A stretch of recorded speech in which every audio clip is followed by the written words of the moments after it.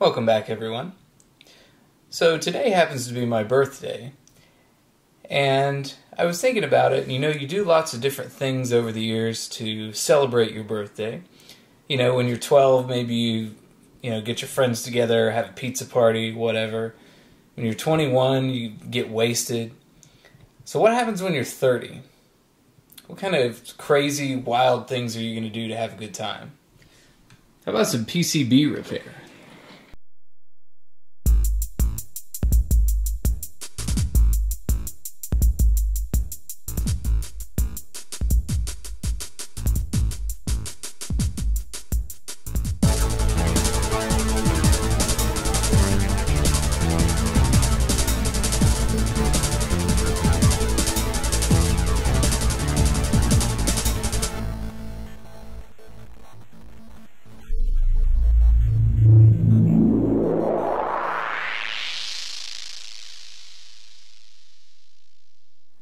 Alright, so here we have a PCB that I've had for a number of months actually, and it actually plays, and the PCB is, if it'll focus, R-Type.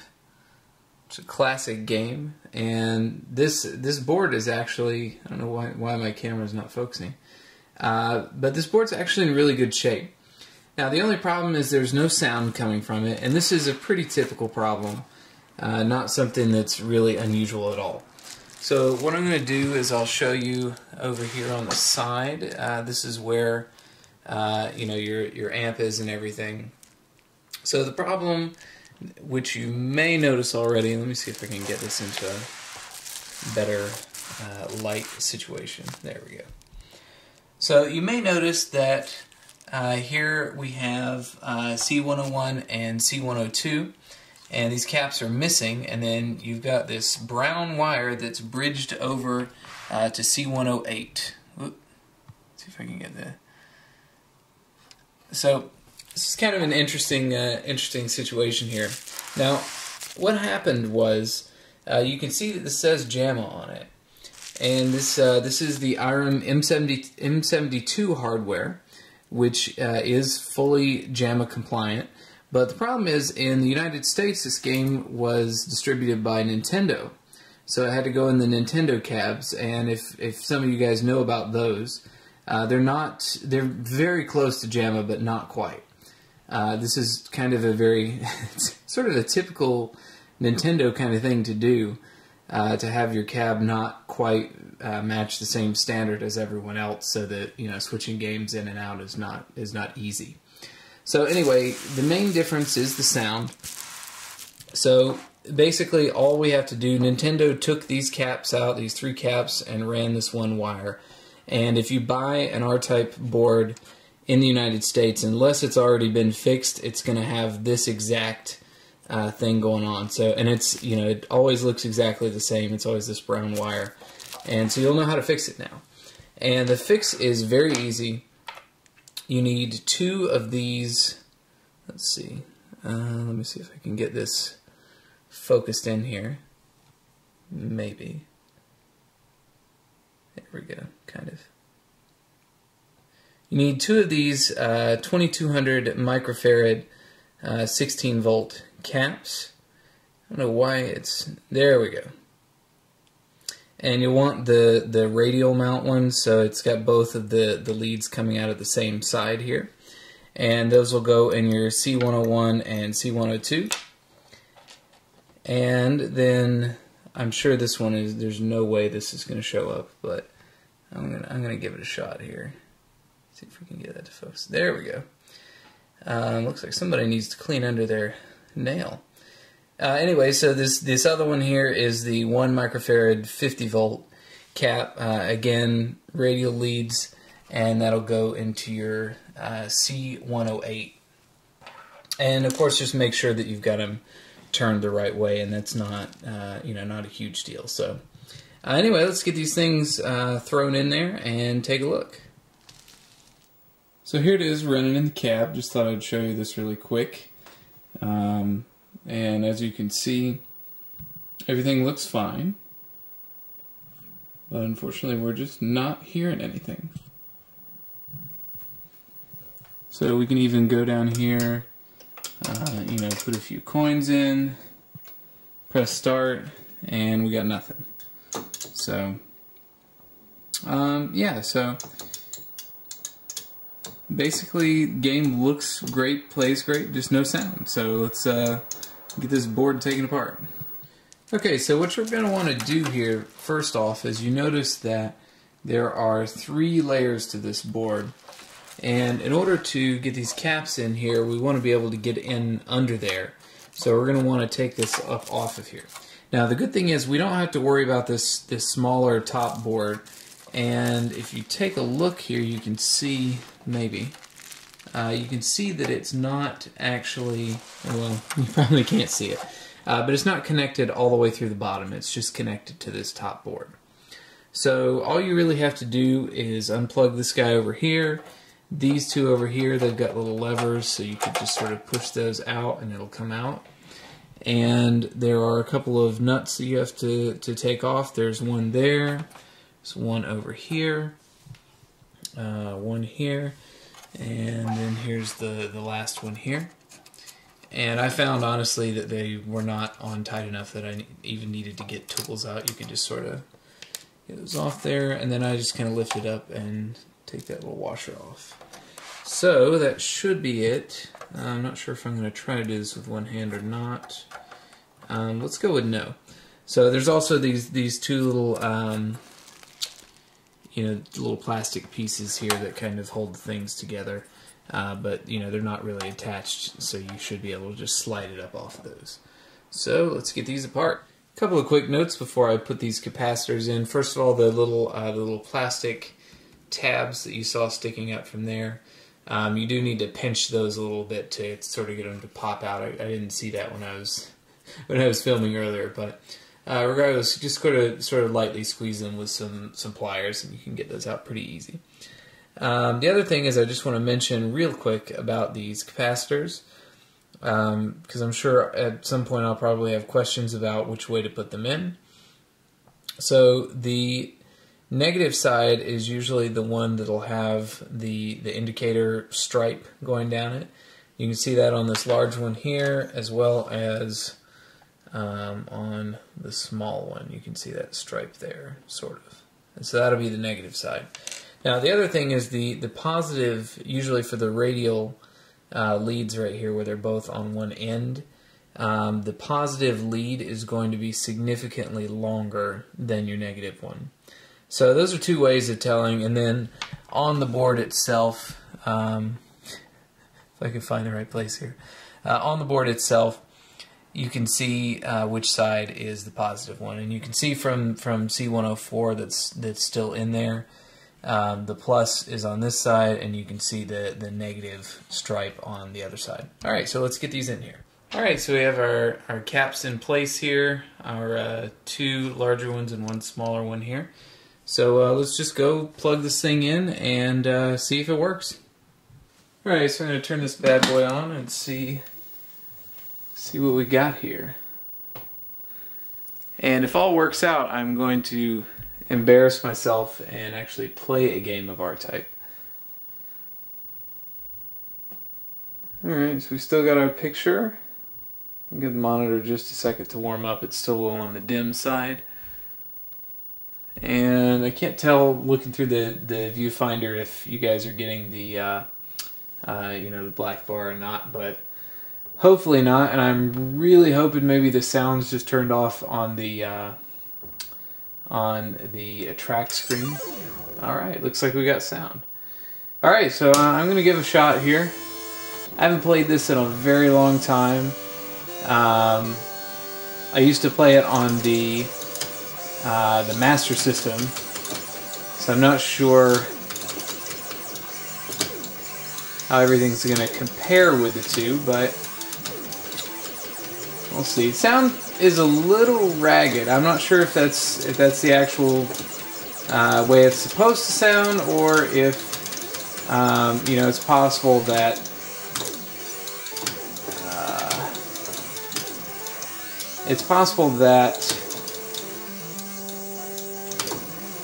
I can't talk and play at the same time. you know, I might be able to just reflow some solder or something like that, and it'll work fine. So I'm going to assume that that's the case because it, you know, it generally sounds okay.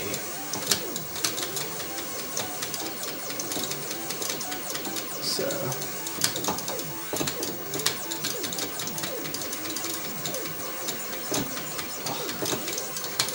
this guy's killing me here.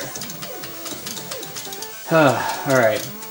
You know, last time I played R-Type of any sort, I had one of my friends over who's not really much of a gamer anymore, and he remembered playing it on the Master System. He was like, "Yeah, we should check it out," and especially since, you know, this is sort of in the genre that I really like.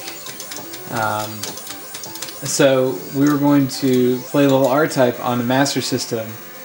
And since I hadn't played it in so long, I really embarrassed myself. So Scott, if you're watching, hopefully I do better today. But not likely though, so we'll see. Alright, should be coming up to our first boss here. I really like this sort of laser weapon that just kind of bounces all over the place. It's a favorite of mine.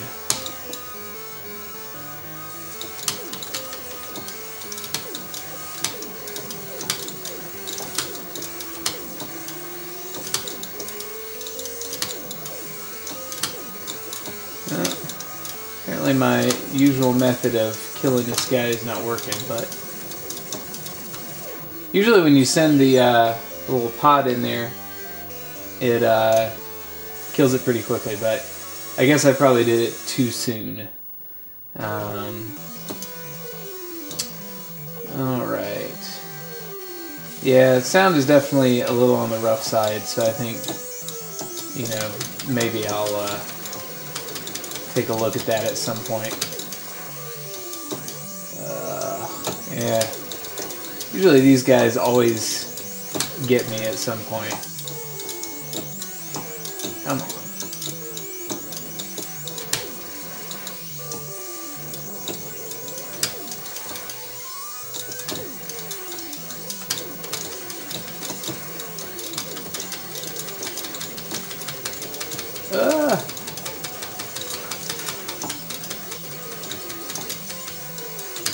Yeah, I can tell you guys, this is not gonna this is not gonna last for much longer.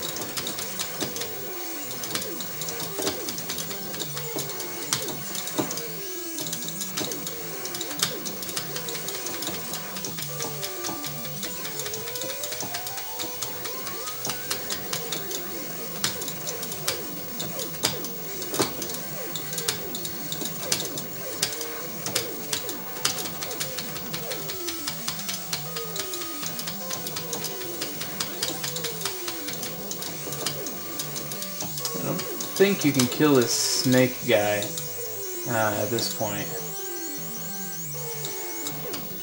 I can't remember what I know there's a safe spot for this boss, but I can't remember what it is, so. Maybe at the top? I don't remember. Oh god, not there.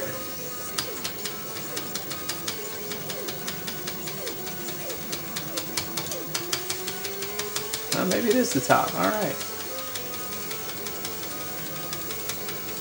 Alright, we're going to camp out here and see if this works out. Excellent.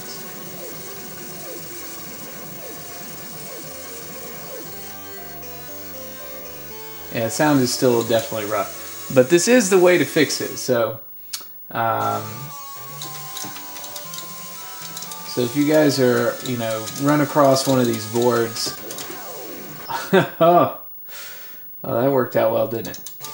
If you guys run across one of these boards... you know, and there's a sound issue, you'll know what to do with it.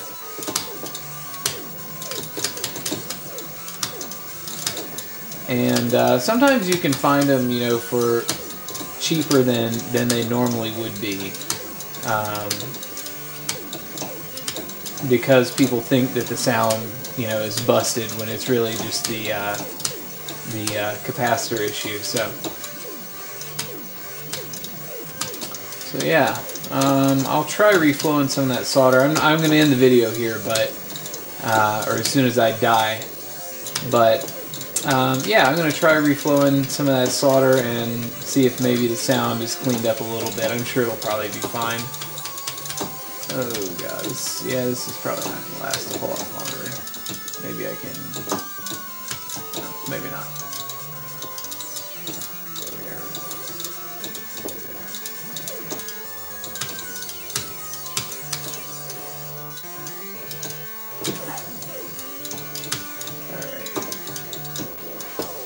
Alright. Of course. I'll tell you, honestly, I never really got good at using the old pod in this game. So definitely something I could probably spend some time doing. Now that I got the board up and running, I can spend a little more time with it.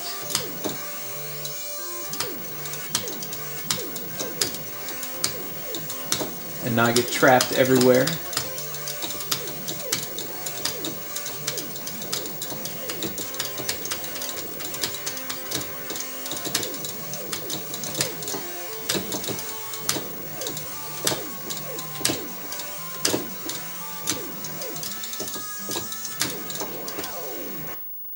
And did I get another one? Alright. Alright guys. I'm probably not going to do any better, but we'll see.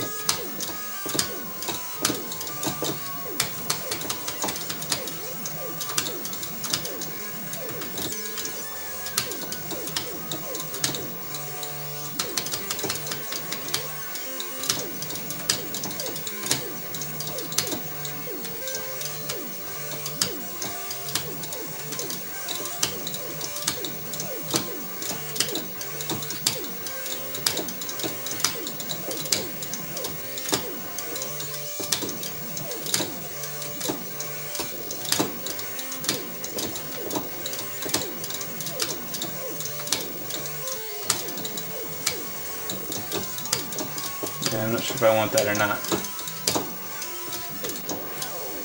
Alright, that's it. So anyway, hope you guys enjoyed the video, and thanks for watching. Me suck at this game.